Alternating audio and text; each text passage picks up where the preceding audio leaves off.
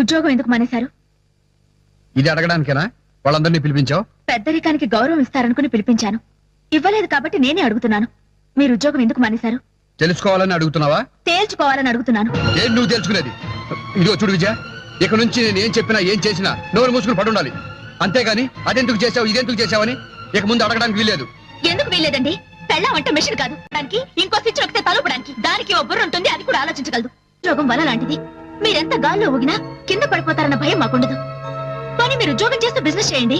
వద్దొద్దు, అడ్డమైన సలహాలు ఇవ్వద్దు. మీ సమస్యలు స్నేహితులతో చెప్పుకుంటారు, బయట వాళ్ళని సలహాలు అడుగుతారు.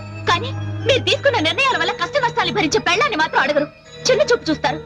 చదువుకున్నదైనా చదువు రానిదైనా పెళ్ళాం కన్నా బాధ్యతగా మీకెవరు సలహాలు ఇవ్వరండి. ఏంటి ప్రతిదానికి న్యూసెన్స్? అసలు నా గురించి నీకేం తెలుసు? భర్త గురించి పూర్తిగా తెలిసేది ఒక భార్యకేనండి. ఆహా, తెలిస్తే ఇలా వెనకలాగో. వెనక్కి లాగడం కాదు, ముందు చూసి అడిగేయమంటున్నాను. నాకు నడక నేర్పుతున్నావా? సరైన దారిలో నడవమంటున్నాను. ఏ దారిలో నడవాలో నాకు తెలుసు.